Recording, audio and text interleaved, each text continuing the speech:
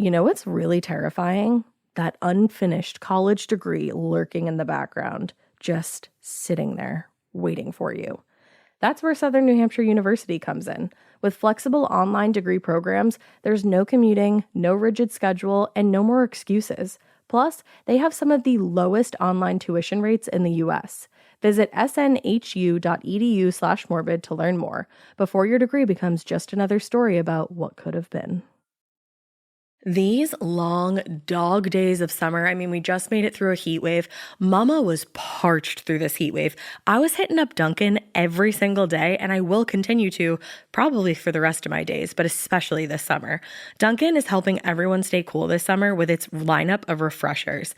These drinks are packed with bold, fruity flavors and served ice cold. It's amazing. Dunkin' refreshers are the perfect afternoon pick-me-up.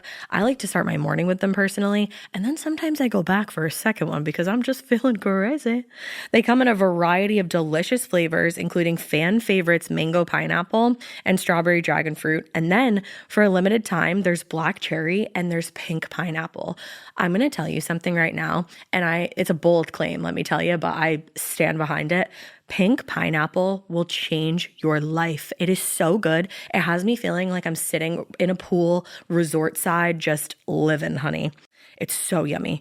Try your favorite flavor with green tea, sparkling water, lemonade, or Dunkin's all-new limeade. I haven't tried the limeade yet, but I'm going to. Usually I get my drinks made with green tea and occasionally lemonade, but I do really like the green tea. Or if you don't want to build your own, try one of Dunkin's curated refreshers like the Cherry Lime Ricky or the Ultimate Pink Daydream. The Cherry Lime Ricky, scrumptious. I could drink like 3 of these a day. They're so freaking yummy. Head to Dunkin' today and find your favorite refresher. Dunkin' refreshers contain less than 1% fruit juice. Limited time offer. Every good detective needs a partner to support them on important cases. Think of a State Farm agent like your sidekick, there to help you along the way in your search for coverage. State Farm can help you choose the coverage you need, whether it's for your home, car, boat, or even RV. With so many options, it's nice knowing you have help finding what fits for you so you can get back to solving all of life's bigger cases. Go to statefarm.com or use the award-winning app to connect with a local agent and get a quote. Like a good neighbor, State Farm is there. Guys, we wanted to let you in on like a little inside scoop, just so you know what's going on out here. We posted on social media, but not all of you have that. Me, Ash, and my co-star here, Alaina, I'm screaming, co-host. We are doing another show in Salem, but it's virtual, and it is called Gilded Gore. It is going to be May 19th at 8 p.m. Eastern Time and 5 p.m. Pacific Time. You can buy tickets right now at momenthouse.com/morbid. Be there or be lame. Hey, weirdos, I'm Ash. And I'm Alaina. And this thing right here that you're listening to in your car is Morbid.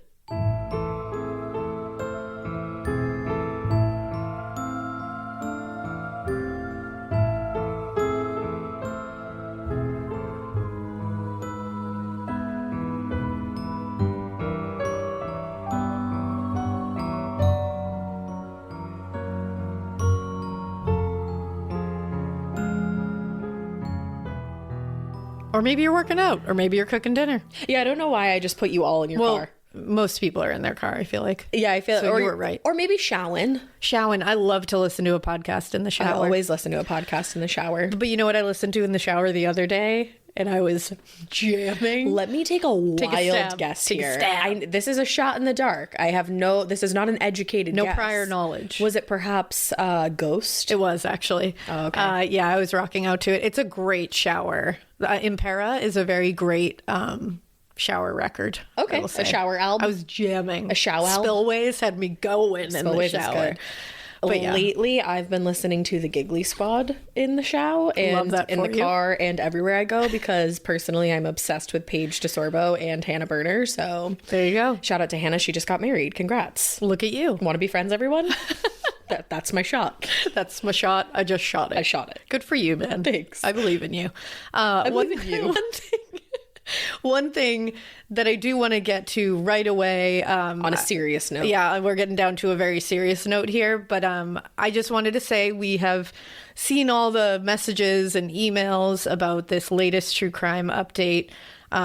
We're going to talk about it literally for like a minute because to me it seems like the family would really just like to deal with this right now, and I don't want to add to the noise. But I know everybody's been asking us, like, have you seen this? Brittany Drexel's body has been found. It has been confirmed to be hers with dental records and DNA, unfortunately. Yeah. This is, like, really sad. She was obviously kidnapped, which is really the unthinkable. Like, there was so many theories to go on, but it's really sad that the actual outcome of this was she was likely just kidnapped right off that strip. So messed up. Which is really horrific. There has been a suspect who's been arrested, who they know did it. His name is Raymond Douglas Moody. They believe that he raped and killed her that day. He's a known sex offender. He's been on the South Carolina Sex Offender Registry. He was there for a 1983 conviction, which was a horrific conviction, by the way, of someone under 14 and kidnapping. What the fuck was he doing walking around? So he's a violent piece of shit, but he's been arrested, and that is good. But from everything I've seen, we've been looking at it for a couple of days, just like watching little interviews or snippets. And it seems like her mom, Dawn, and, her dad, Chad, they all seem like they're like processing this now. Yeah. So we wanted to mention it because, like, we wanted to tell you guys we heard you. We definitely saw this news and it's very important, but we're going to step back and just let the family deal with this right now because it's all kind of new. Yeah. It really shuts the door on the case, and it's like, no matter what, they were probably holding out hope for a long time that there was some kind of way that she was out there alive.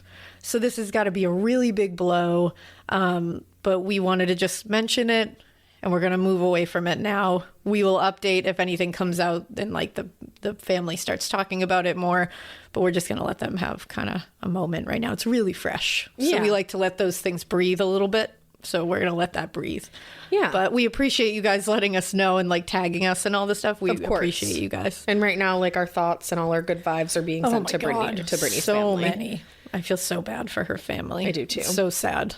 But so switching gears a little bit, we're going to get into Somerton Man Part 2. I'm ready to hear the theories. Oh, girl. I'm ready for you to make my horrible ear anatomy experience go away. I'm very excited about that. 2 parts of the ear that can like go away for you. I'll take it. And I have like a fun little way to remember certain things. I'll really take it. And by the way, just a quick little aside before we get into it. For part 1, I don't know if anybody noticed this. This might be my own neuroses, and like Ash knows me too. Oh my God. I have such fucking personal neuroses with myself. I do. I just like have a lot of them. So like this might be me. I'm like very hard on myself. Same. And high five. There we go. High five. Ooh, that was great. But I had a full-blown migraine through the first part of that, and I didn't tell Ash. She did not. So I was just sitting there like glazed over trying to stare at her, and the story was so compelling that I was I want to make sure she knows that like I'm very compelled by this. But I was like, I hope it doesn't come. So if I sounded like sleepy at all or anything like that, no one has said anything. I'm not saying anyone has. It might not have even come off that way, but my own personal, I just wanted to make sure, like, sorry if I sounded like weird in that one. Not at all. It's so funny because now I've seen you perform twice through a migraine, and it's the wildest thing because you would just never know. That's awesome. I knew that you were like a little bit off, definitely. Yeah, you could probably just and I was feel like, that. What's going on over there with her? But I wasn't like freaking out about it at all. It was more like, you don't feel good. I was just like, oh no. And then obviously after the episode, you were like, oh my God, I have a fucking migraine. And I was like, oh my God. Like why didn't you say something? Could have done this at a later date. Yeah, it's just any migraine sufferers out there, you know that change in weather and change in temperature will fuck you right up. Barometric pressure. Yeah, once that drops, I'm out. I'm down for the count. It always gets me every time. And we have slingshotted from like 20, 30 degrees up here in Massachusetts, all the way to like 80s. It's going to be fucking 93 Yeah, on and Saturday. it fucks my migraines up. I could totally get that. I knew one was brewing out there somewhere because of that slingshot and temperature, and there it was. And it was a gnarly one. It was a real gnarly one. It was like had an aura with it and stuff. Like, That's crazy. any migraine sufferers, you know. Yeah, she texted you know, me. you know. She texted me last night to like be like, oh, like I think I said like, are you feeling better? And you were like, oh yeah, it has like, it just got like an aura. And I was like, yeah, I had a pretty gnarly aura, and she was like, I was like, are you being what? like spiritual like me right now? Like you you being felt spiritual? like you felt like your migraine had a personality? like your aura was off or something? You were like, Yeah. no, No. more like science. No, just flashing lights in front of my eyes. So funny. But All yeah, right. so I'm excited. Okay, I'm excited too because go. this is I mean, like I love this whole case. Like it's wild. It was fun to put together, and I feel like I can say that because it's like a little like loosier. Yeah, you for know? sure. But this is my favorite part of the two. So Let's go. let's go. So when we left off, and I'm gonna just so you know, Alaina had asked a question in the last one about his yeah. esophagus. I just want to let you know right at the top. I'm gonna get to that a little bit later. It's pretty close to the end, but I did find something out. So. She did. When we left off in part 1, we had really just gotten into one of the key players in the Somerton Man case, a woman known by many different names, including Jessica, Joe, Justin. There's a couple others out there floating around that I saw, but I didn't see them in everything, so I didn't want to write them down. But Good old Justin. lots of names, but usually just by the last name Thompson. So there's a lot of details from part 1, by the way, that you should hear before listening to part 2. Sometimes I've like heard people say that they listen to part 2 first. Really? And I'm like, no, don't do that. You're like, no, that spoils it. You will miss all the things. Yeah. So listen to that first and then come over here. But one of the things that I mentioned right at the end was that there was a man named Derek Abbott. So Derek Abbott is a physicist, an electronic engineer, and somebody who just became absolutely enthralled with the Somerton Man case, kind of by accident, actually. Love that. He discovered the case because I think he was doing his laundry in a laundromat, and he was flicking through a magazine article that was just like laid on the table next to him. And inside of the magazine, they had a feature, and it was like going over various unsolved cases in Australian history. And the case that really stuck out to him was the Somerton Man case. Look at that. Of course. And the thing within the Somerton Man case that really got him going was that code that had been written on the back cover of the Somerton Man's copy of the Rubaiyat. Yeah. Now, in part 1, I mentioned also that the code has been sent around for years and nobody's been able to crack it. Not Naval Intelligence, not Scotland Yard, not anybody. Not the Zodiac people. Not the Zodiac cracked people. that one. I know. We got to send it on over to them. I know. Did we? It's like, has anybody given it to them? Guys, hello. Well, Professor Abbott, he had actually worked with the police in the past before. I was actually looking through the Patreon comments on part 1, and somebody referenced the Snowtown case. He was actually an expert witness on that case. Oh, wow. Yeah, and that person wanted you to cover the case, so go It's off, on my Kate. list. All right. So I'm glad you said that. Thank you.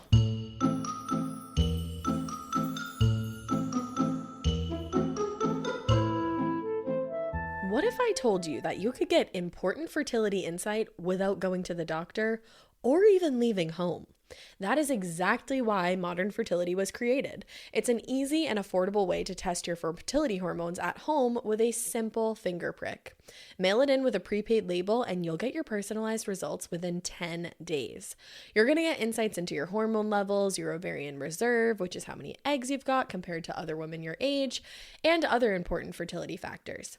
The results go deep into what every hormone means, and you can talk one-on-one with a fertility nurse to review your results and options for next steps. Now listen, traditional testing with your doctor can cost over $1,000, but Modern Fertility gets you the same information at $159, which is a fraction of the price. And if you go to ModernFertility.comMORBID, you can save $20 off your test. And if you have an HSA, an FSA, one of those, you can put those dollars toward Modern Fertility.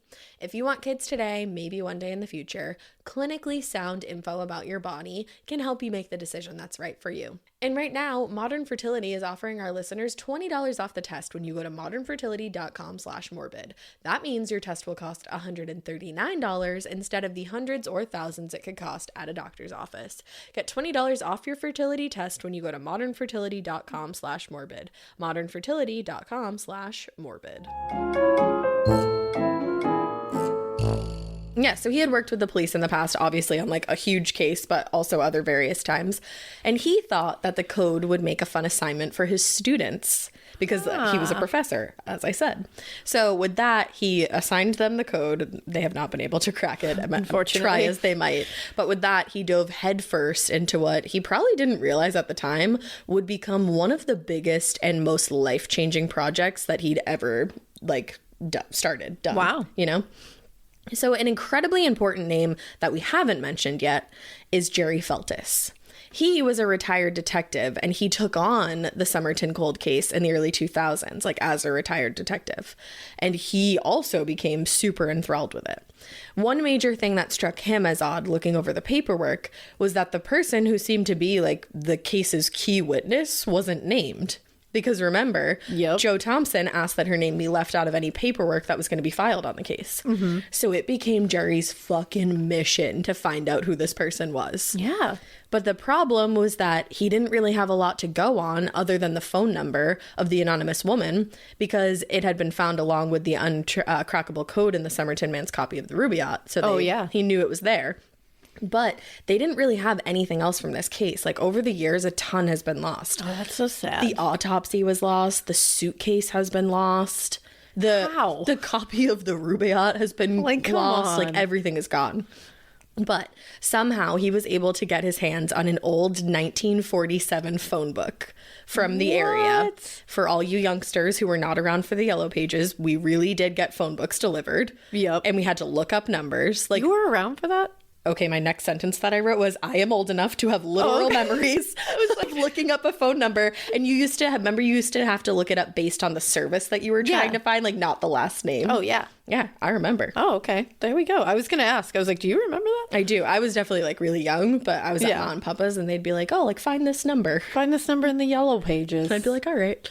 But so he sat up and he said that for every night for a half an hour, he would sit with the phone book laid out in front of him and go through as many pages as he could within that sitting, just looking for this phone number. Like he didn't even have a name. He's looking for a number. And it's not like he could Google it and just be like, find that phone number. Right, exactly. He had to go. And if you remember, those little numbers were so tiny. Seriously. And there was like 1 billion on each page. Oh my God. That's the thing. He was like, I could only, even the fact that he could do a couple of pages at night. Yeah, I'd give up after like 5. I'd do like after 5 like numbers. Yeah, I'd be like, oh, I'm tired. I'd do like half a page and be like, well, I have less stigmatism now. Yeah, so that's I was going to say, talk about a migraine. Apparently he doesn't have astigmatism because that's wild.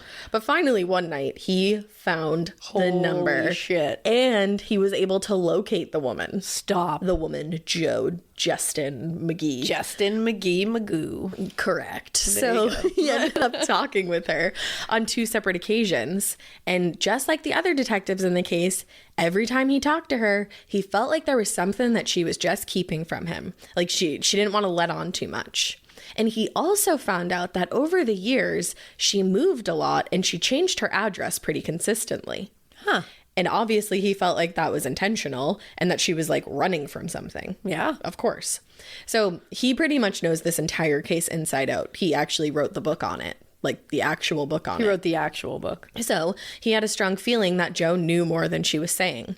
I'm buying what he's selling if he feels that way. Honestly, I believe Derek. No. This is Jerry. Excuse me. This is Jerry. This is Jerry. Wrong name. Very important players True. in the case. I mean, I believe Derek too. I believe everybody. That's an expert. I believe all of them. But so this book that he wrote, Jerry Feltis, it's called The Unknown Man, A Suspicious Death at Somerton Beach. And it quite literally costs $700 on Amazon. Oh, cool. And that's the only copy I could find. So, like, if you have one or if you know of a decently priced one, let me know. Let me know. Because I really wanted to read this book. I know. Like, I hate when that happens. It's like the book on the case. That happened with the Oklahoma Girl Scout murders. That book is like very rare. That's very weird. Yeah. That happens. What a weird connection. Yeah, that was weird. It just popped into my head. I was like, wait a second. Oh, it's keeping it weird. It sure is. So yeah, I couldn't get the book, but whatever, that's beside the point. So back when Professor Abbott discovered the case, he was actually able to link up with Jerry, and they both started working together to try to see if they could, you know, put two heads together, solve this mystery. So they actually spent quite a few years working on it between the two of them, and they even premiered in a documentary together called Missing Pieces, The Curious Case of the Somerton Man. Ooh. I haven't watched it yet, so if you do, let me know how it is. But after years spent working in unison, they had some kind of like argument or disagreement, and they ended up parting ways. Oh no. Yeah, I'm not entirely sure like what happened. They broke up. That's sad. I watched like a quick ABC special on this, like ABC Australia special, and there was a woman in the documentary who also was like specialized in this case, and to her, she was like, I think there's just so much pressure on anybody trying to solve this case that they want to be the person to solve it, so it's hard for two people to work together, you know? But anyways, the Somerton Man case has obviously got quite a reputation over the years, and the stakes have only gotten higher and higher, so I get how tension got involved between the two of them. One of Jerry Feltus's quotes on the case literally is, I would say everyone who worked on the case was starting to become frustrated with it, but everyone working on the case or had an interest in the case always thought that something would come up tomorrow. But tomorrow never came. Oh, and you can feel that. Oh, you can feel it so hard. Feel it. Especially when you're like in this shit. You're like, when is tomorrow going to come? Yeah, because you have so much hope, and you're like, there's all these little pieces. They have to fit somehow. Yes. They can't just be scattered to the wind. But it's like every tomorrow that happens, it's like another piece that doesn't fit. Exactly. And it's like another piece that like you think you have all the pieces, and then another piece just comes falling from the fucking sky. That ruins the entire thing. Exactly. But here's the thing. At the time, it was true that tomorrow never came. But to give credit where massive credit is due, Professor Abbott has made some wild movement in this case, if his theories turn out to be true, and even if they don't. So back when they were working together on the case, Jerry Feltus actually had not shared Jo Thompson's name because he had earned her trust somewhat, and he didn't really want to mess that up by handing off her information to somebody when she didn't want that handed off. Yeah, that's good and ethical. It is. I love it. So when Abbott went solo on the case, he also had to come up with a way to locate her. And he didn't get the yellow pages. Instead, he took kind of a similar approach, and he started flickering through different records I meant to say flicking. Flicking through different records, trying to find her information between like hospital records and stuff like that. And then finally, something happened. So somehow he was able to find a picture of the woman that he believed to be Jo, but he needed to confirm the belief without a doubt, obviously, if he was going to move on. So he knew that Paul Lawson, the taxidermist who had done the mold of Somerton Man, and he knew that he was there the day that the police brought Jo to the Adelaide Museum. So he brought the picture to Lawson's office, and he just put it on his desk to see if maybe it would strike up a memory after all those years. Lawson took one look at the photo, and he said without a doubt in his mind that was exactly the person that Abbott had been looking for. Oh, shit. Jo Thompson. How does that even happen? I have no idea. I swear it's like these people are meant to find these pieces. Okay. Like some people are just meant to be the ones who discover these things. Oh, it's like, you know, so perfect that you said that, girl, because just wait. Like a beautiful moment occurs in this story. Just you wait. I don't know what that's from. It was the wrong tune, so that wasn't your fault at all. It was Hamilton. But I know everybody that was not the tune. I'm dead. I made up my own tune to it. It's so funny, though, that you said that because just you wait. Just you wait. Just you. There it is. Okay, so still not great, but I'm sorry. It was beautiful. I loved it. I appreciate it. So he finds Jo. He's like, he knows that this is Jo, so he's off to find her. He finds her. Stop. She's dead. He doesn't find her dead, but like she's already died. I was like, oh wow. You were like, I didn't hear that. You really buried the lead on that one. No. She had died just 2 years before he figured out who she was. Oh, that's a tough hit. A bad hit, yes. That's a tough hit. But not one to keep Professor Abbott down. No. At this point, he thought the best next step to take would be seeing if she had any next of kin. Like if she had, especially descendants, like if she had children. So, and he thought, you know, maybe growing up they had heard something, or maybe at the end of her life she had revealed something to them that she'd been hiding for all these years. So he started looking, and he was able to find out that Jo had a son named Robin. Well, cue the next hit, because once Abbott had gathered up enough information to locate and contact Robin, he found out that Robin had died just 2 months before. Oh, stop. 2 months. So Joe had died 2 years before he got into contact with her, and Robin died 2 months. Oh my God. Can you imagine how frustrated he must have been? Oh, I'm frustrated for him. Me too. But in finding out about Robin's existence, there was a lot more to the story that he was able to learn. Ooh. Because interestingly enough, Robin was a professional ballet dancer. Oh, yes. Go Robin. He had gone to the Australian Ballet School and then made his way into the official Australian ballet. Oh, damn. And there's Rob. pics, we can post them. Apparently, he was very well known for his jump. Oh, get it. Yeah, and he had some nice calves. I was literally just going to say, well, maybe him and Somerton Man know each other because they both have great calves. There you go. Because like I said in part 1, Somerton Man, his calves were very muscular. They sat very high up on his leg, almost like a dancer's would have. And he had those wedged toes that would suggest that he wore some kind of pointed shoes regularly. And if you look online at like images. Oh, yeah. You can see they have a picture of his calves. Yeah. And those are dancers' calves. 100 gajillion In my million opinion. %. That's the first thing I saw. That's the thing. It looks different than runner's calves or you know, there's something about that, and they're so well defined. And it's probably because, well, we don't know if he was a dancer, but if he was, it's probably because he was like on point, you know, like that's exercising a different part of your calf, I would for assume. sure. A different muscle, for sure. Exactly. So it was then that Abbott pondered a new question. Was it possible that Robin was Somerton Man's son? Oh. Perhaps. Whoa. Because, so like Joe like saw that bust of him and like literally freaked out. Oh my God. Maybe that was the reason why she had been so evasive with the police, because she was actually married at the time to another man named Prosper Thompson. Obviously, when the police started coming around, Prosper probably would have had some questions to ask his wife. Yeah. And that could be the reason why she stayed so quiet. That's a good theory. It is, definitely. Or, you know, we're going to get into some later. Maybe she knew what had happened to him and she like was freaking out a little bit. I'm saying. I don't know. That's kind of what I was thinking. Yeah, but we'll get there. we don't know. So to test his hypothesis, Abbott got in touch with a man named Dr. Mikie Henneberg. And literally all I could think of when I saw his last name Henneberg was Jonathan Van Ness when he goes, Henny. Oh my God. And Perfect. I just found out that he listens to this show. So hi, JVN. Oh, hi, Jonathan. I'm shitting my pants. I know, that was a really great. My face turned to red learn. now and he's like not even here. Yeah, obviously. that was a really wonderful thing to learn. Imagine if at this point I was like, by the way, Jonathan Van Ness is here. By the way, and here's Jonathan. They'd be like, what? Say Henny. Say Henny. So yeah, so Abbott gets in touch with Dr. Mikie Henneberg. So now I can't. And also, okay, before I get into what they talked about, I just have to tell you how much I love Dr. Henneberg and how fucking impressed with him I am. Oh, good. I love that. First of all, I keep moving. I'm sorry if you can hear that. My chair is like making a sound, but my butt was falling asleep. So first of all, he's been a professor at Adelaide University for almost 26 years now.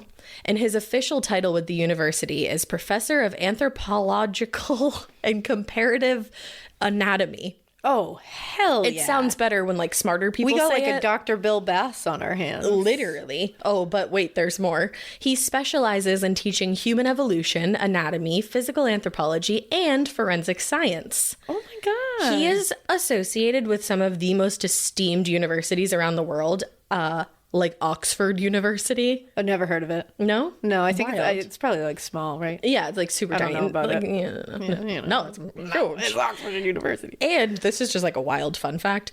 He was exiled from Poland in the 80s. That's he very intense. He's Polish. But because he was a part of a social movement back then where people were like fighting back against the government because they were trying to get fair workers' rights and like social changes. Whoa. So he was one of those people like Look at fighting this guy. against the government. Fighting the good fight. And then he got exiled. Wow. He's just wild. Henneberg. This man has Henneberg. This man has lived a life. He and has. I feel like he's like one of the smartest people that I've ever like read about. Oh yeah, I mean all his titles and the things that he specializes in. Yeah. You have to be. Also, he's fucking adorable. Oh really? Like just like he's got like kind eyes. Oh, I love that. Yeah, I'll show you later, or you could Google it. I'll have to show you. Whatever you want. Yeah, whatever You're works. like, you do you. You just do your thing. Do your thing.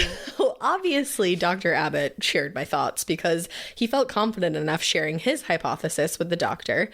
And in turn, he got some riveting results. I would now like you all to break out your punnett squares. Oh, I'm ready. I told you they were coming. And Ash can tell you, I'm breaking mine out right now. Oh my gosh, wow, you had Here that on it is. deck. I have it. So Dr. Hanneberg, he's like an esteemed doctor. Dr. Hanneberg compared photos of Robin to Somerton Man's teeth and ears to see if there were any similarities between the two men. And there were a few. Okay. So the first thing that Dr. Hanneberg noticed about the two men were their ears. They were very similar in a couple of different ways. Firstly, they both had attached earlobes. That's the first thing I was going to ask, because I know that's like a genetic thing. And it is a genetic thing, and it's a recessive trait. So it's not always going to show up. Ooh, this is fun. I'm very excited. You're going to love this part. It's like, it's this whole paragraph that I have written right here. I'm like, let's go. Now, according to News Medical Life Sciences, quote, attached earlobes are not rare, but are also not commonly found. Okay. So they're just like, I feel like that's like an oxymoron. okay. I'm trying to like logic this out in my head. So was I. Rare is rare. Like, not many people have that. Yeah. That's rare. Yeah, You're special.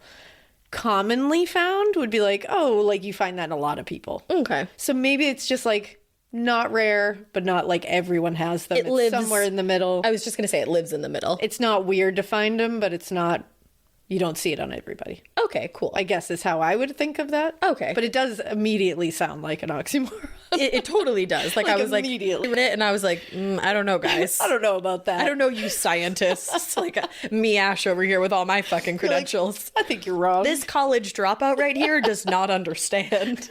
So Therefore, you are wrong. you are wrong. They're like, you literally get fucked. So It was a confusing way of putting it. it was. Thank you. I'm on your side. Either way, though, it does leave room for pause on the case of Somerton Man's possible relation to Robin, but we got to start looking for some more shit. So the next thing that was noticed on the men's ears were the size of the hollows in each of their ears. Now this part I learned watching Liz Wakeford's video on this. She has a YouTube page. I definitely suggest subscribing to her page, and I'll link it in the show notes. Great. So, the two hollows in a person's ear actually have official names. The upper hollow is called the cymba, and the lower one is called the cavum. Now, the way that I decided to remember that was to associate it with the Lion I King. knew it. I fucking knew it. Like, how I else- almost how said else it would I do as you said it. Although the two Simbas are not spelled the same. Yeah. Simba in the movie is also on top when he becomes the leader of his fellow lions at the end. That's right. Like, very sorry to spoil the ending there if you haven't seen it, but like, you've had Leader a of lot the of pack. time. So Simba's on top. So anyway, typically, That's amazing. I knew you were gonna love that. Thank you for that. No problem. Wish I could have helped you in school. Probably, like, was that even important in school? That wasn't the thing I was like super caught up on. It was the those bones. inside. Yeah. Yeah, we didn't get that Those far. little bitches. Fuck them. Isn't your ear mostly cartilage? It's bones inside. oh, like next to your skull. like near your eardrum and shit. Ooh, yeah. you'll have to tell us about They that help later. make sound like what it is. Very cool. Yeah. Cool. It's interesting. It's just really complex. That's the thing. These things are interesting, but very complex, just to say exactly Truly. what you just said. You know? So anyway, the cymba, the top hollow, is usually comparatively smaller than the cavum.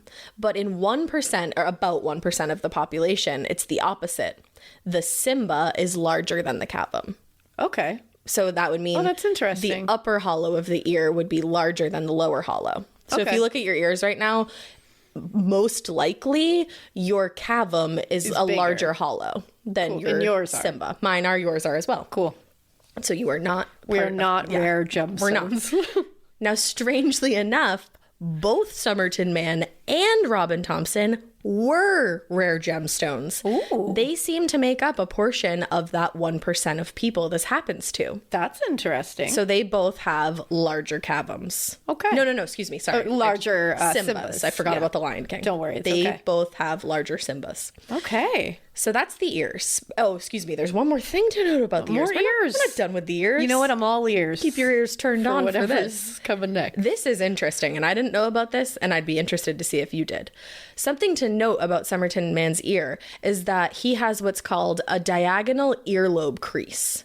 So if you look at his autopsy photo, like especially it's like prominent there, and if you zoom in, you can see a pretty good sized, it's technically diagonal, but it's horizontal really, in my opinion, crease in his earlobe. Now, according to Lisa Zyga, who wrote a few articles on Somerton Man for phys.org, having a diagonal earlobe crease, aka a DELC, can potentially put somebody at an increased risk of having an ischemic heart attack. Wow. Yes. I didn't know that. Neither did I. That is news to me. That's really interesting. Oh, I love when that happens. I love telling you Wow. something you didn't know. Now, as we know, Somerton Man died officially of heart failure. So maybe we should be blaming earlobes for the heart attack instead of foxglove. Holy shit. Right? I almost said shite and shit, so it came out a little weird. It's all right. The feeling is the same, which Shit. is wow. Wow. You crazy girl. You crazy. That's You our crazy favorite girl. TikTok sound. And Alaina is so good at it. It's my favorite. So either way, you got to just leave that in your back pocket for a minute because it's time to talk about teeth. We're officially done with ears. It's always time to talk about teeth. Show me your teeth. Yes. My favorite. My favorite. Oh my God. Gaga.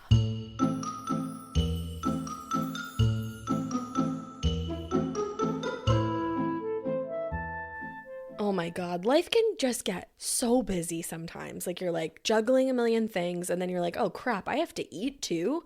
And the thing is, at what feels like an endless workday at the end of it, the last freaking thing I want to do is sit there over my stove and whiz up a meal. No. But when your fridge is empty, that urge to order in and skip the cooking happens way too often. But thanks to Daily Harvest, I don't have that takeout temptation anymore. Daily Harvest helps me keep my freezer fully stocked with options that are delivered right to my door. They're delicious, they're nourishing, and the best part is that they are ready in minutes.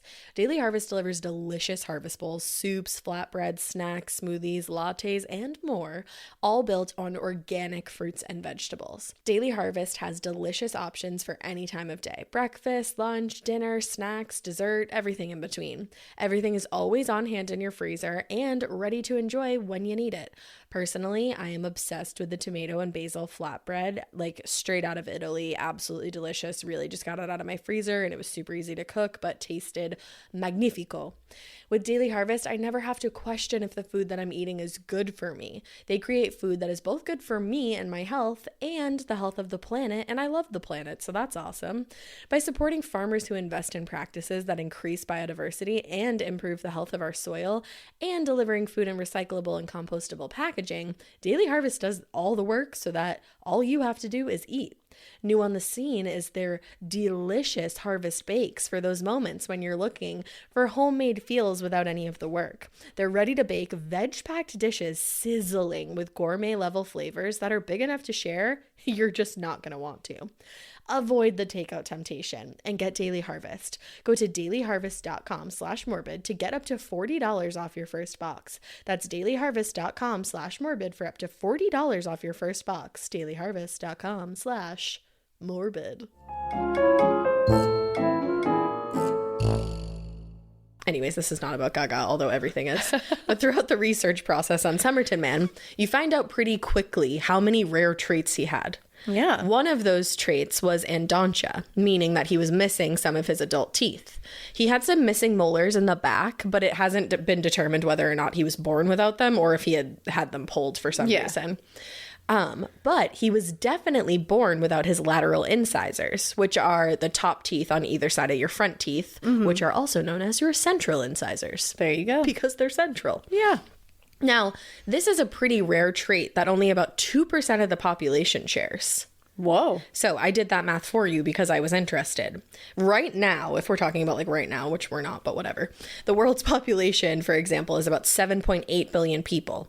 2% of that would be 156 million people. So in comparison, that's a pretty small amount. Very. You know? Yeah. So you know who else was born without their lateral incisors? I don't know. Who? Robin.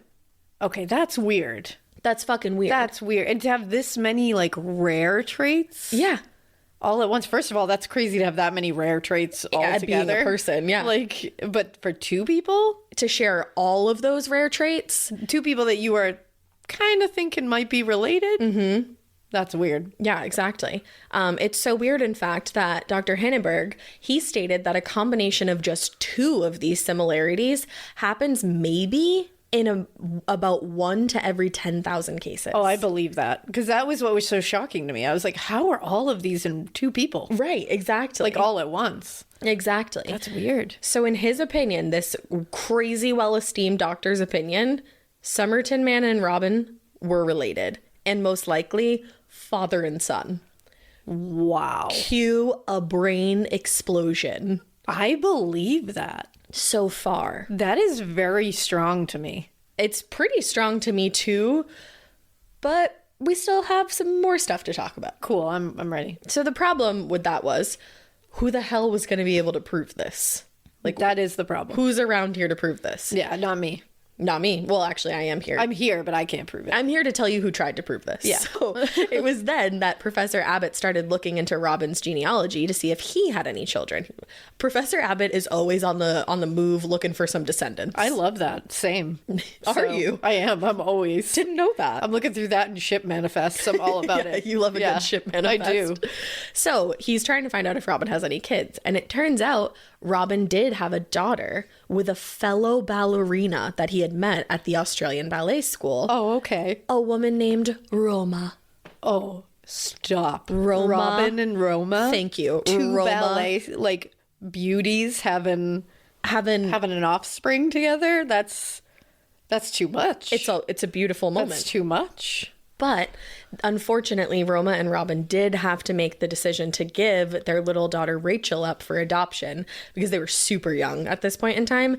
And they had like a lot going on with ballet, and they didn't have the financial means to keep her. And they wanted to make sure that she was with a family who would be able to provide everything. Yeah. Exactly. So she was put up for adoption, and she ended up growing up in New Zealand. She actually didn't find out that she was adopted until she got to college, and she got a letter informing her that she was. So she was actually really excited and hopeful to make a connection with her birth parents, because when she was growing up, she had always had this like really intense love for ballet, but nobody in her family that she knew of was a dancer. Oh my God, it was just inside of her? Thank you. Wow. Isn't that crazy? That's cool. So she made the attempt to reach out to her birth mother, Roma, and she learned the story of both of her parents, how they were fucking ballet dancers who met and fell in love and spent all their time together at the Australian Ballet. Wow. Are you kidding me? Imagine that, just validating something like that. It's just so wild to think that her yearning to be a dancer may have been genetic. I know, like something in there. Isn't that crazy? Wow, DNA is wild. It is. So unfortunately, Roma obviously had to break the news to Rachel that Robin had passed away. But mother and daughter ended up starting a really strong connection. That's awesome. Roma owned a ballet studio, and Rachel started helping her out at the school, designing costumes and organizing recitals for the dancers, and they became really close. I love that. But unfortunately... I see your face, and that's... Yeah. Oh, no. My face is not good because the two of them aren't in contact anymore, at least as of the date of the ABC special that I watched, because a portion of that reason is because Rachel ended up making the acquaintance of Derek Abbott, and Roma didn't necessarily approve. Oh. And I'll tell you why. So Abbott decided to write a letter to Rachel once he realized that she might be one of Somerton Man's only living descendants. Yeah. More specifically, his granddaughter. Like, how wild would that be? Whoa. So he explains his theory and wrote all his findings so far in this letter that he gives to her. And he asks her, would she ever have the time to speak with him? So a part of Rachel was like, this is very far-fetched and sounds crazy. But she was also really intrigued by everything that he had written. Because, like, I would. Holy shit. So she was like, yeah, like, what do I have to lose? Yeah. Also, she looks like she could be Candace Cameron's twin. Oh, really? Look it up. It's wild. Rachel Egan is her name. Rachel Egan. So later on, she joked that she was a willing victim. Oh, no. Now, not in like a bad way. It's No, like but silly, just like it sounds funny. silly, funny, haha. Silly, funny, haha. So with Rachel willing to meet him, Abbott headed out to Brisbane right away. And he invited Rachel to go to dinner, to talk over the case, and maybe get a look at her ears and her teeth. And while she's not missing her lateral incisors, it does look to me that her cavum is slightly larger than her Simba. Really? It's worth noting. And I didn't see anything written about that. I just like looked at her and I caught that myself. So Oh, wow. She really does look like her twin. her literal twin, right? Yeah, Crazy. that's pretty wild. So now you're going to want to like buckle up for this. As they were sitting over their fancy French dinner discussing a man who might be Rachel's grandfather, there was like this certain feeling in the air, a feeling of love.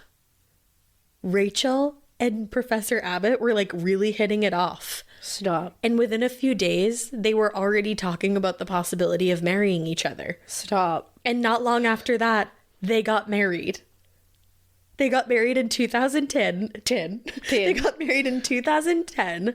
And from the looks of it, I'm pretty sure they're still married. And they have 3 children together. That's kind of amazing. And the way that he put it was, something just magically drew us together. Oh my goodness. How like I have goosebumps. How oh my fucking goodness. beautiful And is they that? have all these pictures in graveyards. I love love. This is really special, guys. Is. And they, for a while, they had a picture of Joe, the grandmother, because Joe is Rachel's grandmother. Whoa. Obviously. Yeah, but just like, whoa. But like crazy. So they had a painting done of her, and then they put it next to a painting of Somerton Man, and I think it was in their kids' playroom for a little while. Oh my God. And the kids would call him Mr. S. And like, stop. You know, but I did read an article that they were going to move Mr. S to the office because they were going to move Mr. S. they're not so sure whether or not they're related anymore. Yeah, so they're like, I don't know if we should have him hanging here. Exactly. So some I don't know, people, it sounds good to me, guys. It does. But some people were not happy about this relationship between Rachel and Professor Abbott. And one of those people was Roma, Rachel's birth mother. She felt like the marriage was a rushed decision and that Abbott had only married Rachel to get her DNA. Ooh, that would be So wild. incredibly fucked. So Rachel joked, she was like, obviously he wanted to get his hands on my DNA, but like, that's not the only reason that we're married. Yeah, like I promise you. We kind of like each other. Like they have children together, guys. Yeah. But I like guess they've really committed to this. If he was just looking for DNA here, right, he's really gone the distance. And I believe they're still married. I couldn't find anything that said they weren't. They've been married for 12 years, guys. Like, yeah, it's official. I think they like each other at least. I believe they at least enjoy each other's company. But over the years, like Roma is not the only person who felt that way. And I understand like being protective of her daughter. I'm not putting any blame on her. For sure. But other people are like, yeah, he only married her for her DNA. And it's like, you don't even know these people. I understand in like the beginning being like, I'm a little like suspicious about this. Yeah. But like after 12 years, I think it's time to be like, all right. Yeah, I would think so. 12 years, a couple of kids. I think these kids might do something here. I would think so.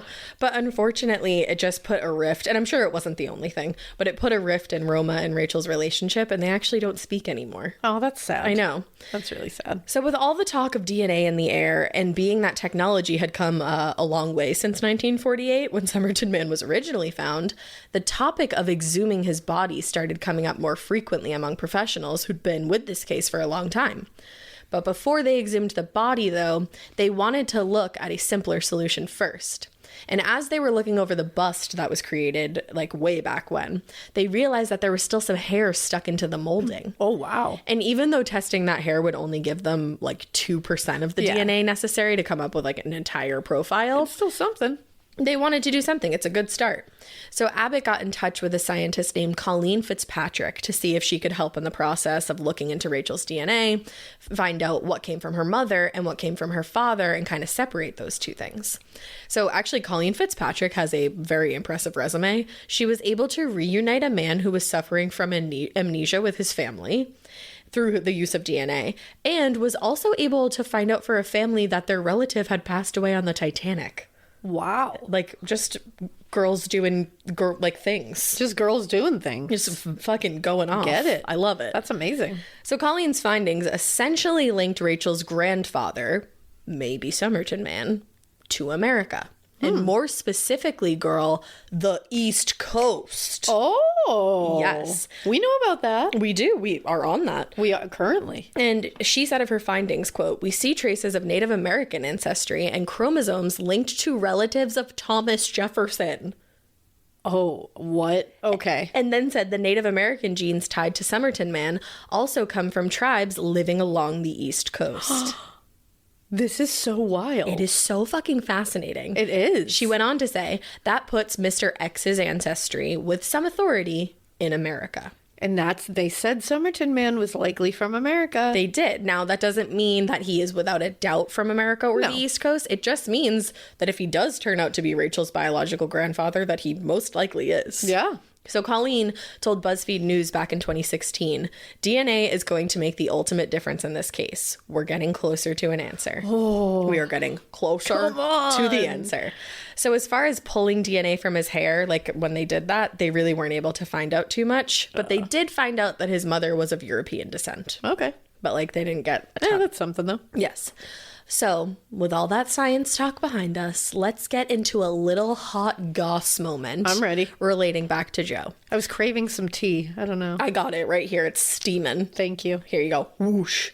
Whoosh, the sound that tea makes. When it spills. So back in 2013, this is wild. You're gonna be on the edge of your seat. 60 Minutes aired a segment, 60 Minutes Australia, aired a segment about the Somerton Man, and the segment included Joe's biological daughter, Kate. Ooh. Kate told 60 Minutes that while she was still alive, her mother had definitely alluded to the fact that she knew the Somerton Man, but that she would never come really right out and say it. She said there was a lot growing up about her mom that was just very secretive. So secretive that Kate very much believed that her mother had been a spy. You know, that was something that was in my head through part 1. Yes. And then a ton of our patrons We're like, spy, were like, spy. spy. I think we're all on the same page here. I love it. Girl, we're going to get into that too. Let's go. I love this case. This case is so crazy. It's got everything. It has to be solved. Seriously. Has to. Listen, we're going to get there. Okay? I'm ready. Not solved. Okay. So, but Kate shared a story about her mother teaching English to some students from Russia. Apparently, Joe came home one day and she was talking about her day of teaching these kids English. And she was saying, oh, it's so funny. Like, I can still understand some Russian. So, like, it's making it easier to teach these students. Like, I still kind of get what they're saying. And Kate was like, yeah, Mom. And Kate's like, can we back it up a bit? Why the fuck do you know Russian? Like, oh, Mom? Like, does it? like Kate's actually just like the meme of the guy sitting there with all the equations next like, to his head. "A what?" Like, where did you learn to speak Russian? So she asks her that. And Joe's answer was, that's for me to know. She literally was like, that's for me to know. Oh, stop. Stop, Joe. Stop it. Stop. Or no, keep going, Joe. I know. Honestly, keep Don't going. stop. We love a secretive Don't queen. stop. Never stop. Love a secretive We queen. love a secretive queen. Just like so Joe. Joe. So Joe. So she also told Kate that during the original interview with police that she had lied to them. She was like, oh, she flat out was like, oh yeah, I lied to those people. Joe. And she did know the man. She did know who the man was, but she wasn't planning on telling anyone. What the fuck, Joe? Now, when Kate asked any follow-up questions, Joe does not have time for a follow-up question. No, I Her knew mom that. would not talk about it. And all she said was that there was like somebody at a level higher than police who knew what happened to the Somerton Man and knew his identity. But it was maybe an organization higher than the police. I need to know. Spies? Who are you? Who are you that knows it? Like, Just ma'am. let us know. Write Ma'am. it down on a piece of paper. What? Stick it in a book somewhere in a library. We'll find it. Write it down on a piece of paper something. like Cedric did in part 1. Somebody knows. Joe knows. What? Joe I knows. just can't. So after that segment, a lot of people came to the conclusion that Joe might have been working as a spy. Oh, yeah, you think? Now, it's been said over the years, actually, that she was a communist sympathizer, and maybe she was working on the side of Russia. Like, Oh, maybe she was yeah. like a Soviet spy.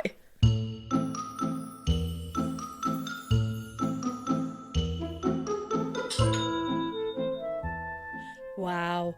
I love the sound of a new sale. I love the sound of shopping. I love the sound of music, but that sound that played in the beginning, that's my favorite sound of all because it's the sound of another sale on Shopify, the all-in-one commerce platform to start, run, and grow your business. Shopify gives entrepreneurs the resources once reserved for big businesses, so upstarts, startups, and established businesses alike can sell everywhere, synchronize online and in-person sales, and effortlessly stay informed. Scaling your business is a journey of endless possibility. But guess what? Shopify, it can handle it because it's more than a store. You can connect with your customers, you can drive sales, manage your day-to-day. Shopify instantly lets you accept all major payment methods, and Shopify has thousands of integrations and third-party apps from on-demand printing to accounting to advanced chatbots and beyond. You're going to reach your customers online and across social networks with an ever-growing suite of channel integrations and apps, including Facebook, Instagram, TikTok, Pinterest, and more. Synchronize your online and in-person sales and gain insight as you grow with detailed reporting of conversion rates, profit margins, and beyond. This is Possibility, powered by Shopify. Go to shopify.com/morbid, all lowercase, for a free 14-day trial and get full access to Shopify's entire suite of features. Grow your business with Shopify today. Go to shopify.com/morbid right now. Shopify.com/morbid. Do you ever spend hours Googling how to take care of your pet? Everything from like, why is my cat sneezing so much, to if they squint at me only with one eye, does that mean they love me, or does that mean that they're gonna like eat me in my sleep? I don't know. Franklin and Lux would never, though. Anyways, this isn't about them. It's about Fuzzy. Fuzzy is a telehealth service for pet parents like me and like you that offers 24/7 access to personalized pet care from veterinary professionals. That is iconic and amazing. Love that. From everyday questions to middle of the night emergencies, Fuzzy has the answers pet parents need. And if you have a pet, you know that you constantly will have questions at 12 to 1 o'clock in the morning when everything is closed, but not Fuzzy. Through live chat and virtual vet consultations available to you 24 hours a day, 7 days a week. Amazing. Fuzzy can answer your pet questions, big and small, urgent, and every day. Fuzzy can also recommend the exact right products for your pet, all of which are handpicked by their established team of veterinary professionals and available at discounts exclusive to Fuzzy members. From getting your pet's diet just right, to meeting their middle of the night needs, to finally figuring out what makes their breath smell that way, PU! Nothing is too big or too small for a quick Fuzzy call. Right now, Fuzzy is offering our listeners a free 7-day trial membership. Go to yourfuzzy.com/morbid today to sign up. That is a free 7-day trial and access to exclusive member discounts on pet meds, supplements, food, and more at yourfuzzy.com/morbid. Again, yourfuzzy.com/morbid for your free trial of Fuzzy with access to 24/7 personalized pet care and vet recommended products.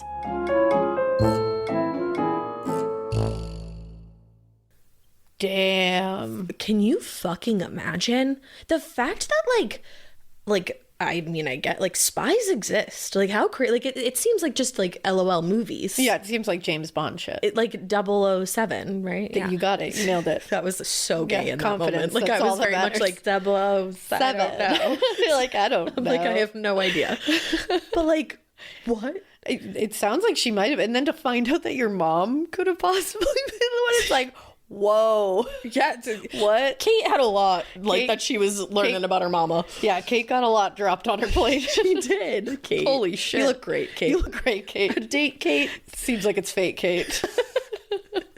I hope you guys know that what your that's mom from. knew who the Somerton Man was. Period. That was the fate. So there were also rumors that fueled the fire of people thinking that her son Robin may not have actually been from Prosper Thompson. Apparently when he met Joe, so in the beginning I was like, well, Prosper might have been pissed if he found this out. Yeah. No. Apparently when he met Joe, he was actually still married, but going through a divorce.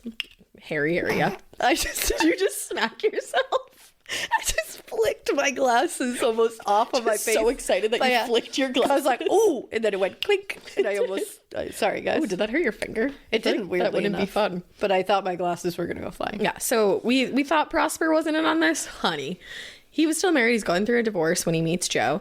During that time, it's alleged that Joe was already pregnant, but with another man's child. Yeah. And an old friend remembered talking to Joe later in her life, and this friend said that Joe said she would always be thankful that Prosper had married her when she was pregnant and raised the child with her like it was his own. Come on. I should have said like the child was his own. I don't know why I said that. Come on. It's also I know. I know. It's also been said that Joe and Prosper lied about the time frame of their marriage. They were telling people that they were married before they actually were, likely because Prosper was in the middle of getting divorced and Joe was pregnant. So like back then they would have had to have said that they were married. But still, it looked shady, like looking back on it today, and people started asking even more questions. Now, in that segment with 60 Minutes, Even Kate said the thought has crossed her mind that her mother Jo might have had something to do with Somerton Man's death. Wow. Yeah. Kate. You're great, Kate. You are great, Kate. So interestingly enough, there was actually a second inquest into Somerton Man's death about 10 years after he'd been discovered on the beach. And during that inquest, a man came forward and said that he had actually seen a well-dressed man on Somerton Beach on the night of November 30th, but like way later in the night, carrying another well-dressed man over his shoulder. Imagine just seeing that. I know. Two well-dressed men just on the beach. Being one of silly, them is goofy dudes. is just slinging another one over his shoulder.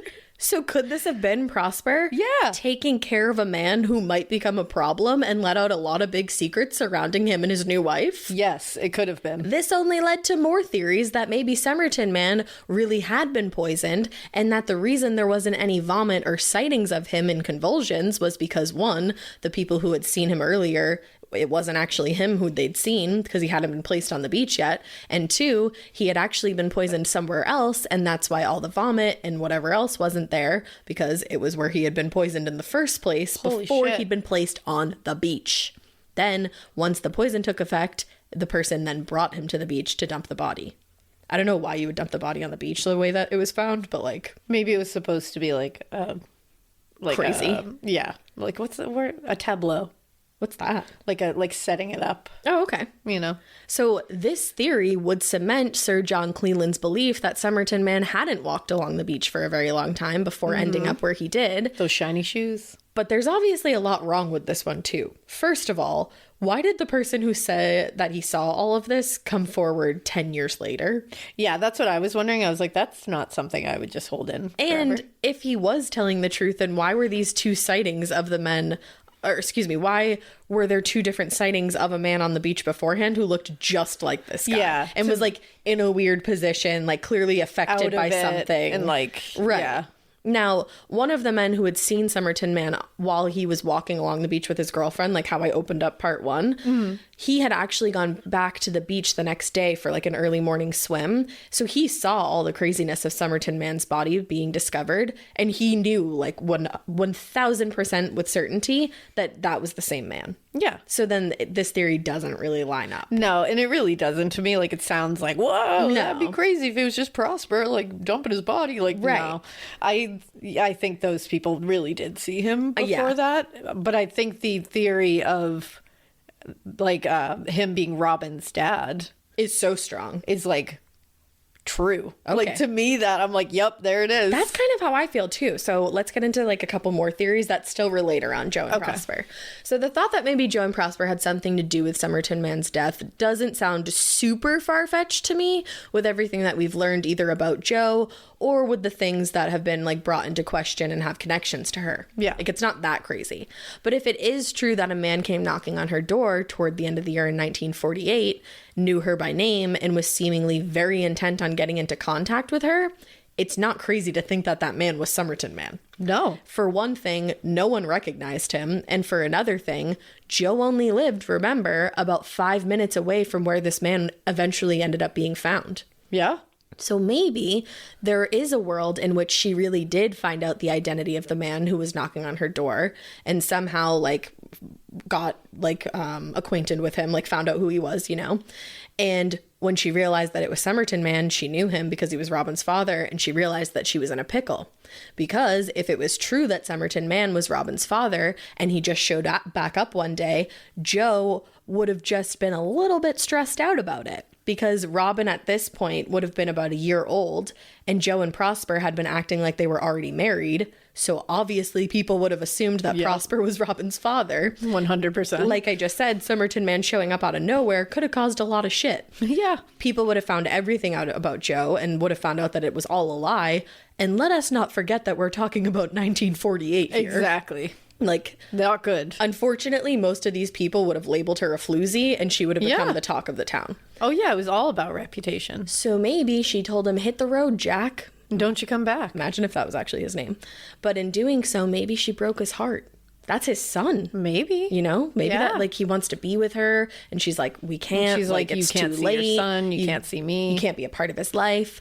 Maybe that broke his heart, And maybe he had brought along with him a copy of the Rubaiyat to reminisce with Joe about the time she had given it to him. Because remember, she had given a copy of it to Al Boxall, and she herself described the book as a book of love poems. So maybe she was like in the habit of giving her love interest a copy of the book. Maybe. It was like some kind of required reading for her manses. You never know. So when she turned down his advances, he was obviously, like I said, heartbroken. Maybe he made his way down to the beach to end it all. Yeah. He ditched his wallet somewhere so that his true identity would never be known and he wouldn't mess up Joe's life, and she wouldn't have to worry about finding out, or she wouldn't have to worry about anybody finding out that she was connected to him. Mm-hmm. Or so she thought. I was going to say it didn't work. Yeah. But... And then somehow he got his hands on some kind of poison, be it digitalis, strophanthin, or whatever it ended up being to end it all. But before doing so, he remembered that book of love poems ended with that beautiful tamam shud, like the end. And being the beautiful, deep man that he was, he ripped that part out, rolled it up in his pocket. This was his end too. And as he laid down on the beach, maybe he smoked a cigarette that contained some kind of poison, and that was his end. Whoa. You know? What a fucking picture you just painted. Right? Oh, and I think I forgot a part. Maybe on the way to the beach after he ripped out that page, that like portion of the page, he tossed it in a car. Because remember, the people that found the copy of the Rubaiyat, they were not far from Somerton Beach, and the copy had been thrown into the car. So maybe as he was walking by, he just tossed it in there. Ooh. Or maybe it was all the same, except the part where it was his decision to end it all. Maybe after Somerton Man showed up at the house, Joe called to Prosper and told him that their cover was about to be blown soon because Robin's father had shown up on the front porch steps. Now, obviously, Prosper would have known about Robin's real father because he knew that he wasn't the father. He knew he didn't do that. He was like, I know what's going on here. So they panicked, and in their state of panic, maybe they devised a plan to get rid of the man. Joe was a trained nurse. She probably knew how to get her hands on poison that wouldn't leave behind any traces. And somehow they got Somerton Man to come inside. Maybe they said like, oh, why don't you have dinner with us tonight? Snuck the poison into the food. They knew that it would induce some kind of vomiting, so they were prepared for that. And then once all the vomiting and the convulsing had stopped, Prosper got ready to take the man down to the beach and leave his body there. And while Prosper was getting ready to head out, Joe got her copy of the Rubaiyat that she still had, maybe. Put the rolled up piece of paper in her former lover's Wow, I went really Boston there. Her former lover's pocket. Her former lover's pocket as one final token of their love for each other and as some kind of send off into the next life. Because remember, that book is like, what happens after you die? Like, is there another life? Yada, yada. Maybe she was the one to ditch the copy into the man's car later, like just tossed it in there. And maybe Prosper was the man spotted carrying another man over his shoulder as he was dumping the body on the beach that night. Or maybe that's how it all went down. Could be. I don't know. I don't really lean toward the particular theory that Joe killed him with Prosper or with anybody else, because I think it would have been, number one, very spur of the moment to go off without a hitch and like end up being one of Australia's biggest mysteries. Yeah, for sure. And then also there would have been a 1-year-old in the house, so like I would hope that all of this wouldn't go down while Robin was there. I was thinking too. I was like, that's a lot. And I feel like a neighbor would have seen a man go into the house. Yeah. Nobody said they did. And it's like that whole like Rubaiyat thing, like they gets hairy. The Rubaiyat gets hairy in the scenario where Joe would have gotten rid of it. Like, it doesn't feel so good. No. I can see it in the case of the Somerton Man walking to the beach, just ditching it. Yeah. Kind of like a weird thing to throw it into somebody's car, but I mean, that happened. So. Yeah, I was going to say it happened regardless. Someone threw it in the car. Yeah. So I'm a little more on the side of Somerton Man ending it all because on like his own volition because he had a broken heart between those theories. But if neither of those theories are for you, fret not, because I have a couple more. Oh. So maybe Somerton Man had absolutely nothing to even do with Joe. No. And this whole thing is some kind of strange mix-up. No.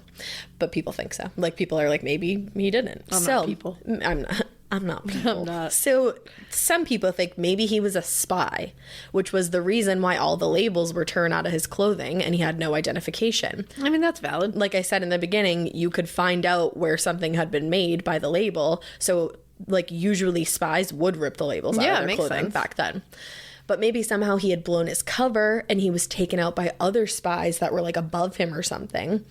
It would explain why the copy of the Rubaiyat associated with the man had a super intense code written inside the front cover, like maybe it was some kind of spy code. I don't know.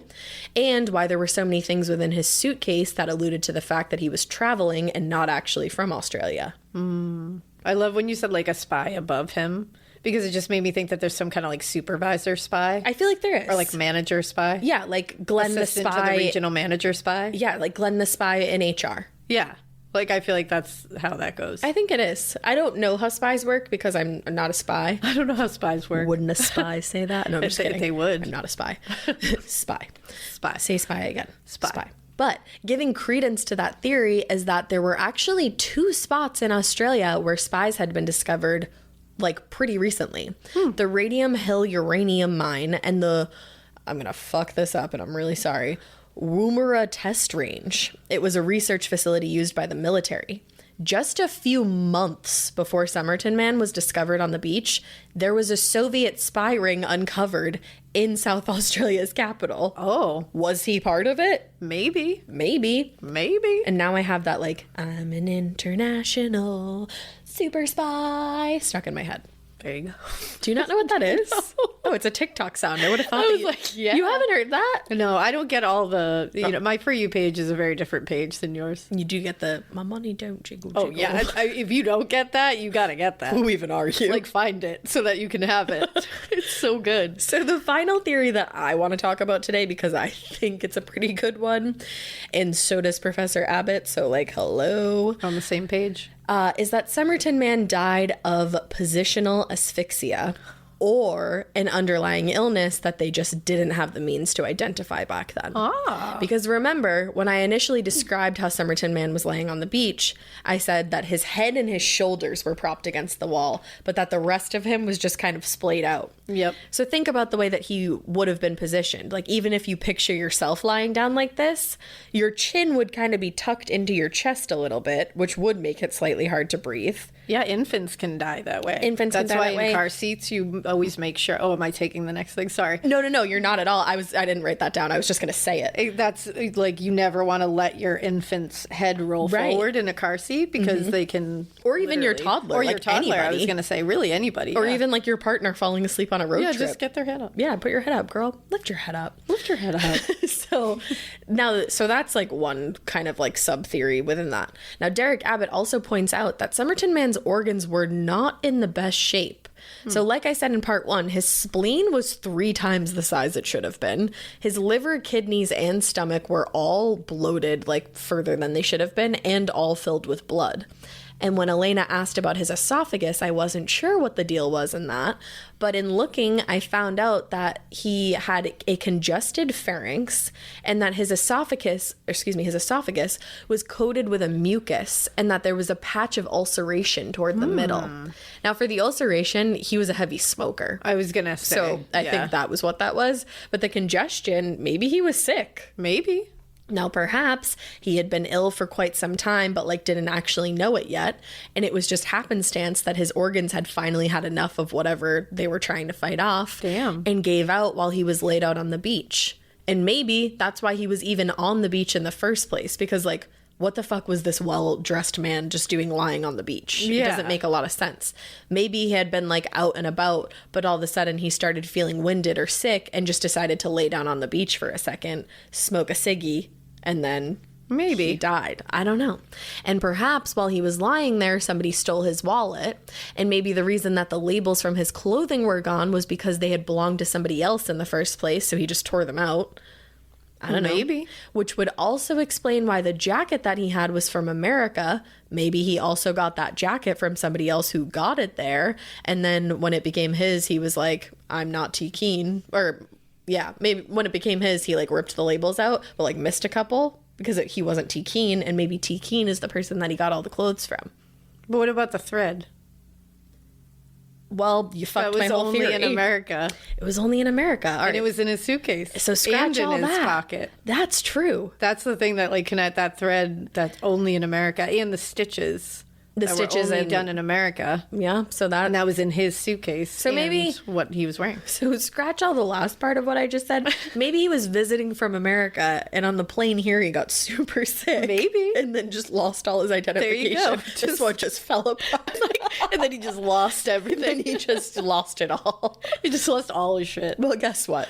That was actually perfect timing, because the good news is that we might not have to wonder that much longer. Hell yeah. Somerton Man's body was finally exhumed back in May of 2021, thanks to the Attorney General, Vicky Chapman's approval. Hell yeah, Vicky. And everybody who raised the funds to do so, because apparently... Hell yeah to you too. It's very expensive to exhume a body. Yeah. And apparently, remember how I said that they like buried him in a spot where it would have been easier to get him? It was not. It was not very easy. The best laid plans. Yeah, you know. But so Vicky, the Attorney General there, she had actually studied this case while she was in law school. Oh, damn. So it had been like something that had been talked about for years, exhuming his body, but the previous Attorney General just kind of like didn't do much with wasn't it. a priority. But Vicky was like, oh, I'm interested, and like, I think this is important, so let's go, let's do it. Oh, that's cool. But it was like something that fascinated her in law school. Right. And then she was like, oh, I have a chance to actually make a difference in this. How cool is that? I agree. Vicky. So because the body was initially embalmed, it has made the process a little bit harder. Lindsay Wilson Wild, I believe is how you say this whole name. She works as Director of Forensic Science South Australia, who is currently in possession of the body. What badass women I know. here. So much badass women. And she said, quote, embalming chemicals are deserved to preserve remains, but they do that by breaking down the protein inside the body so that there's nothing available for bacteria to consume. It does have a very detrimental effect in degrading the DNA. But with that being said, the embalming process back in the 40s and 50s is not as advanced. Not what it is today. It was not perfect by any means, because like he was already decomposing when he was in the office. Which should not be happening. Yeah. So I don't think it broke down everything. Yeah, like, so it's got to be something. I don't think he was embalmed entirely the right way because it was so long ago. So everybody is hopeful that some kind of DNA profile could be made with with him being exhumed and now. then we can use genealogy. And that's exactly what they want to do. Yeah. So obviously it will take years, but it's already been 1 year since he's been exhumed. So we're that much closer. Oh.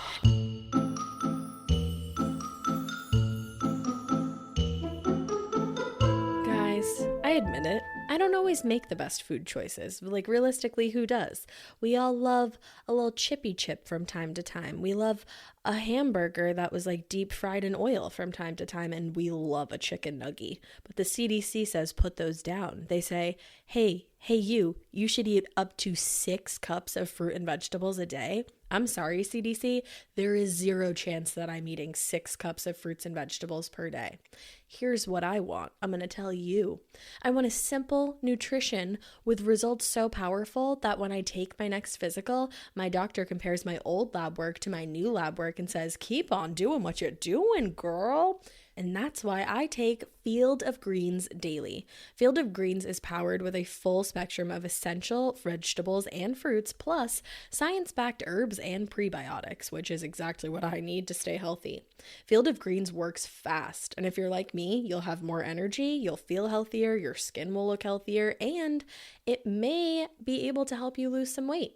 Join me and take Field of Greens too. And to help you get started, I got you 15% off your first order and another 10% off when you subscribe for recurring orders. You're welcome. Visit fieldofgreens.com and use promo code MORBID. That's fieldofgreens.com, promo code MORBID, Fields of Greens, promo code MORBID. Now, Derek Abbott says that he isn't holding his breath because he knows how long the process can take, but he also said, and I love this, whether he's related to one of us or not, we've kind of adopted him into our family anyway, because it's him that brought us together. His cause of death isn't really what's of interest anymore. It's more who he was and can we give him his name back. Oh, I love that. And then, with that being said, I just want to end it with another quote from the South Australia Police Detective Superintendent, Debra, who said, "It's important for everybody to remember the Somerton Man is not just a curiosity or a mystery to be solved. It's somebody's father, son, perhaps grandfather, uncle, or brother. And that's why we're doing this and trying to identify him." Hell yeah. And that's how I feel. And I can't wait to fucking find out that they have found out who Somerton Man was. I just need it to be Rachel's grandfather. I need it to be. But I'm not so sure anymore. Like, there's so much craziness going on. I don't know. I feel like he is Robin's dad. I know. That's how I feel too. I really feel that way. And by the way, just in case anybody's like, well, why didn't they compare his DNA to Robin? Robin was cremated. Oh. Yeah. Yeah. So. I was thinking that in my head, but then I assumed that he was. I meant to mention that earlier, but I was just fucking typing away at this shit. And I was like, put that back later. And then I didn't. But here I am putting it back. You put it back. You got there. Wow. This is hands down one of my favorite cases that I've ever done. Killed that. Oh my gosh, thank you. You killed that. I'm honestly certain that there's probably something you could find out that I did not tell you, because this case is just like all over the place. I knew the basic of the case. Yeah. You told 90% of that. I had no fucking clue. I'm blushing. Seriously, I had no idea. You. Like all those theories, I'm like, well, fuck. So many people have done like such a good job like researching this case, like Derek Abbott, Jerry Feltis, Liz Wakeford. She has a 2-part series on this. Definitely go watch her videos. Nice. And again, I'm going to link them. But so many people have done such a good job that it was like intimidating going into this. Because you're like, I want to help. But you did an amazing job. Thanks. You did amazing, sweetie. Thank you. But yeah, just I really want to know who he is. I know. I hope we find out who this man was. This is one that, like, if it breaks in the middle of the night, I'm going to call your ass. Oh, yeah. I don't care who we wake up in this house, and we're coming in here and we're recording. Yeah, this is just one of those. We gotta. Yeah. And I don't know. It has happened before where, like, we do put out a case and, like, we put out all our manifestations and hopes, and something happens. That's what happens. It's like we put out all this energy, I feel like, and a lot of times something will turn. That's how I feel. So, positive energy, guys. Let's all get it out there. Manifest with us. Let's do it. Manifest destiny. Do it. And we hope you keep listening. And we hope you keep it weird. But not so weird that you're not as interested to find out who Somerton Man is, and not so weird that you wouldn't wake Alaina up in the middle of the night just to be like, hey, we have to record this and give them an update because, like, holy shit, they found out who he was. They're going to find out who he is. I can see it. I'm picturing it right now. Manifest. I can see it. Manifest.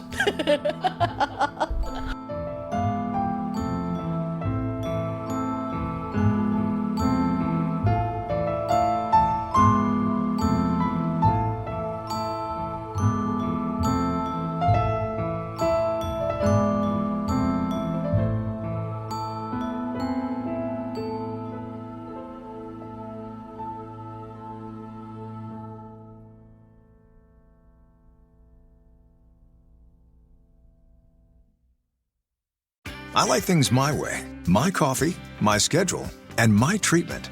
So I talked to my doctor about self-injecting with the Vyvgart Hytrulo pre-filled syringe, which contains efgartigimod alpha and hyaluronidase QVFC. It's injected under your skin, subcutaneously. It means I can inject in my space, on my time. It's my treatment, my way. Visit VyvgartMyWay.com. That's VYVGART MyWay.com. And talk to your doctor about Vyvgart Hytrulo. Brought to you by argenx. You've never been one to settle. Stand down or stand still. You're a lifelong learner, energized by excellence. There's a fire inside you you can't ignore. You've got competition to outrun, momentum to build on, and your own high standards to meet. Stop now? Not a chance. At Capella University, we help you catch what you're chasing because you've always had the drive.